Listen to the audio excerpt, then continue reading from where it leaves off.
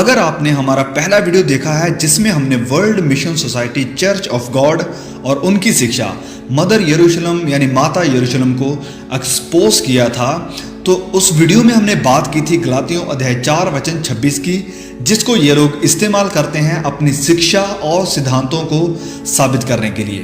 तो आज हम इसी वचन को ध्यान से समझेंगे और जानेंगे कि गलातियों अध्याय 4 वचन 26 असल में ऐसी किसी भी स्वर्गीय माता या माता परमेश्वर का कोई जिक्र नहीं करता है।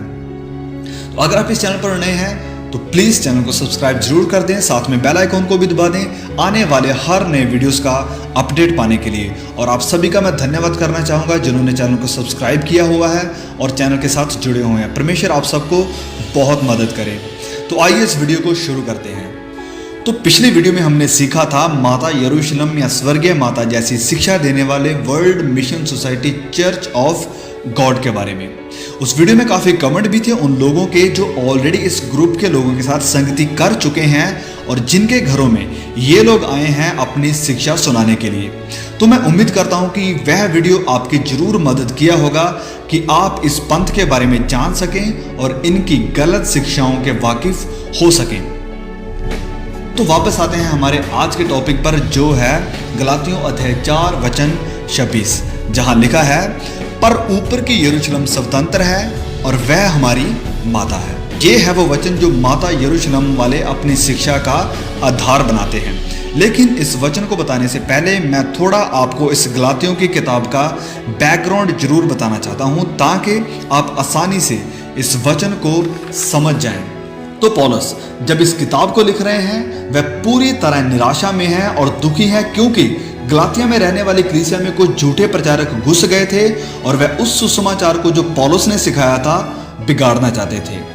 तो प्रॉब्लम गलातियों में यह थी कि इस कलीसिया में यीशु को मानने वाले यहूदी भी थे और कुछ गैर यहूदी भी थे, और ये यहूदी मसीही लोग इन गैर यहूदी मसीहों को मूसा की व्यवस्था का पालन करने के लिए मजबूर कर रहे थे कि यदि आप परमेश्वर की संतान बनना और परमेश्वर के सामने धर्मी ठहरना चाहते हैं तो तुम्हें खतना करवाना होगा, सब्बत के दिन को मानना होगा और मूसा की व्यवस्था में जितने भी कानून दिए गए हैं उन सबको पूरा करना होगा। तो जब पौलुस को इस बात का पता चलता है तो वह बहुत ही दुखित है और बहुत ही परेशान है, और फिर इस गलातिया की कलीसिया को वह ये खत लिखता है और कलीसिया को सावधान करता है कि जो सुसमाचार हमने तुम्हें सिखाया है उसको छोड़कर अगर कोई भी आकर, यहाँ तक कि अगर कोई स्वर्ग दूत भी आकर किसी और प्रकार का सुसमाचार सुनाए तो वह श्रापित हो और तुम उसका विश्वास कभी नहीं करना। और फिर पौलुस कहता है कि हम आजाद हैं, हम स्वतंत्र हैं प्रभु यीशु में और अब व्यवस्था के गुलाम नहीं हैं। यह लिखा है गलातियों अध्याय 2 वचन 4 में। पौलुस कहते हैं, और ये उन झूठे भाइयों के कारण हुआ जो चोरी से घुस आए थे कि उस स्वतंत्रता का यानी आजादी का जो मसीही यीशु में हमें मिली है भेद लेकर हमें दास यानी गुलाम बनाए। और फिर आगे पौलुस लिखते हैं गलातियों अध्याय 3 वचन 11 में, पर यह बात प्रकट है कि व्यवस्था के द्वारा परमेश्वर के यहाँ कोई भी धर्मी नहीं ठहरता है, क्योंकि धर्मी जन विश्वास ही से जीवित रहेगा। गलातियों अध्याय 3 वचन 26 में फिर पौलुस लिखते हैं, क्योंकि तुम सब उस विश्वास करने के द्वारा जो मसीही प्रभु यीशु पर है परमेश्वर की संतान हो। तो जब हम गलातियों की पूरी किताब को पढ़ते हैं और समझते हैं तो हमें बहुत आसानी से पता चल जाता है कि इस किताब में तो किसी भी माता परमेश्वर का कोई भी जिक्र नहीं किया गया है। और ये वचन जो हाजिरा और सारा की बात कर रहे हैं ये एक उदाहरण है पौलुस के संदेश को साबित करने के लिए कि हम अब व्यवस्था और कानूनों के गुलाम नहीं हैं, वरन हम प्रतिज्ञा की संतान हैं और परमेश्वर के अनुग्रह से विश्वास के द्वारा हम मसीही यीशु में आजाद हैं और धर्मी हैं। तो अब आते हैं गलातियों अध्याय 4 वचन 26 पर ऊपर की यरूशलेम स्वतंत्र है और वह हमारी माता है। तो इस वचन को जब हम प्रसंग के आधार पर यानी कॉन्टेक्स्ट में देखते हैं तो हमें पता चल जाता है कि पौलुस यहाँ 2 माताओं को प्रतीकात्मक रूप में यानी फिगुरेटिवली इस्तेमाल कर रहा है। हम इस वचन के कुछ ऊपर की आयतें पढ़ेंगे और हम देखते हैं वचन 22 और 25 तक। पौलुस लिखते हैं कि ये लिखा है कि इब्राहिम के 2 पुत्र हुए, एक दासी से और एक स्वतंत्र स्त्री से।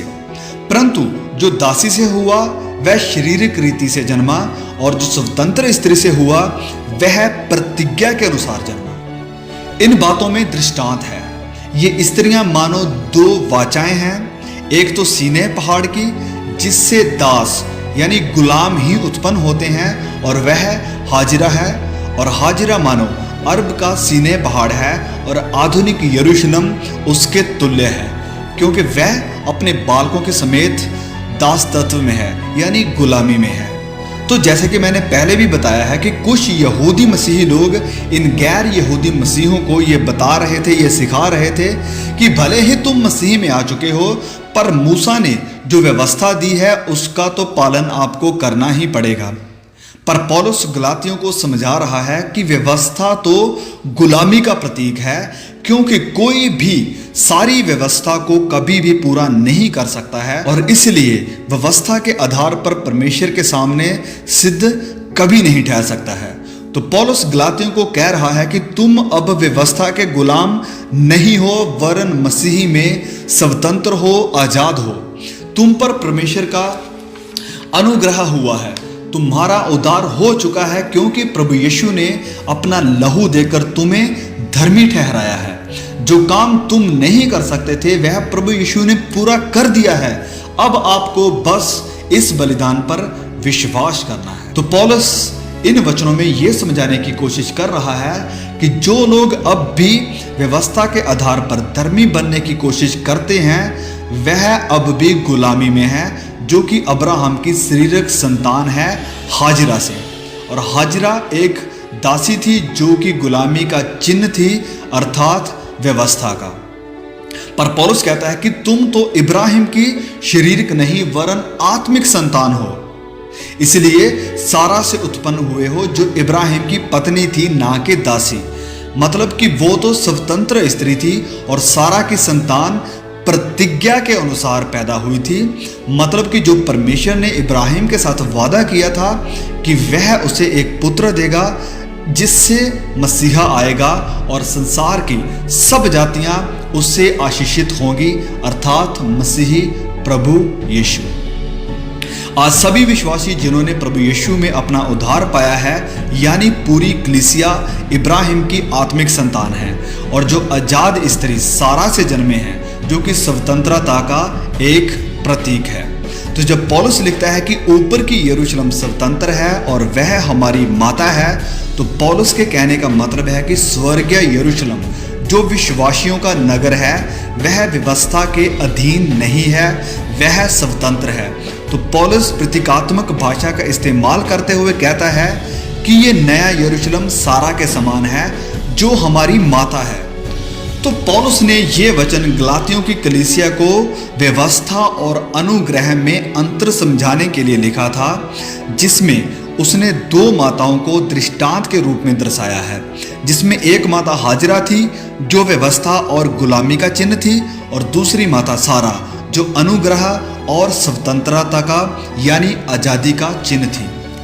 तो जब हम गलातियों अध्याय 4 वचन 26 को कॉन्टेक्स्ट में पढ़ते हैं तो ये पूरी तरह स्पष्ट हो जाता है कि पौलुस यहाँ पर प्रतीकात्मक रूप में बोल रहा है और वो किसी माता परमेश्वर की शिक्षा नहीं दे रहा है, जैसा कि ये world mission society church of God वाले सिखा रहे हैं। आप प्लीज गलातियों की किताब को खुद उठाइए और पढ़ना शुरू कीजिए, ये कोई बड़ी किताब नहीं है। तो ये world mission society church of God को स्थापित करने वाले व्यक्ति, जिसको ये परमेश्वर बोलते हैं और क्राइस्ट आहान शैंग होंग के नाम से बुलाते हैं, उसकी असल में कानूनी तौर पर होवैंग वॉन सुन नामक एक स्त्री के साथ शादी हुई थी और इनके 3 बच्चे भी थे। लेकिन आहान शैंग होंग ने उसे कानूनी तौर पर तलाक नहीं दिया, वरन उसके होते हुए भी उसने जाहांग गिल जाहा को अपनी आत्मिक पत्नी बना लिया। इसको ये संस्था वाले माता परमेश्वर, माता यरूशलेम और आत्मिक माता कहते हैं, पर बाइबल इसे व्यभिचार कहती है। तो प्लीज़ अगर आप इस चर्च के मेंबर हैं तो मैं आपसे विनती करता हूं कि प्लीज़ आप प्रभु यीशु की दी हुई चेतावनियों को नज़रअंदाज ना करें। जैसे कि उसने कहा था कि झूठे मसीही उठ खड़े होंगे कि यदि हो सके तो वह चुने हुओं को भी गुमराह कर दें। तो अगर आप इस चर्च में हैं तो आप एक इंसान की, एक झूठे भविष्यवक्ता की पूजा कर रहे हैं जो कि प्रभु यीशु का दूसरा आगमन बिल्कुल नहीं है। क्योंकि अपने दूसरे आगमन में प्रभु यीशु एक लूजर की तरह नहीं वरन यहूदा के बब्बर शेर की तरह विजयमयी राजा के रूप में आएंगे, जब वह अपने चुने हुओं को अपने साथ लेकर जाएंगे और पापियों का, झूठे भविष्यवक्ताओं का और शैतान का विनाश करेंगे। पहली बार तो प्रभु यीशु आया अनुग्रह और उद्धार को लेकर कि वह पापियों को उनके पाप से आजाद करे, पर दूसरी बार वो आएगा क्रोध के साथ कि जिन्होंने उसके बलिदान को तुच्छ जाना है उनका विनाश करे और उन्हें उनके गुनाहों की सजा दे। तो अभी भी टाइम है, पश्चाताप करो, मन फिराओ और प्रभु यीशु पर विश्वास लाओ। परमेश्वर आपको इस वीडियो के द्वारा बहुत आशीष दे। और अगर आपको वीडियो अच्छा लगता है तो प्लीज़ इसे लाइक जरूर करें और शेयर तो जरूर करें, इससे पहले कि ये कल्ट के लोगों के घरों तक पहुंचे, ये वीडियो उन तक पहुंच सके। प्लीज़ वीडियो को लाइक शेयर जरूर करें और अगर आपने अभी तक चैनल को सब्सक्राइब नहीं किया तो चैनल को सब्सक्राइब भी जरूर कर दें। फिर मिलते हैं एक नए वीडियो के साथ, तब तक के लिए परमेश्वर का प्यार और उसका अनुग्रह हम सब पर बना रहे।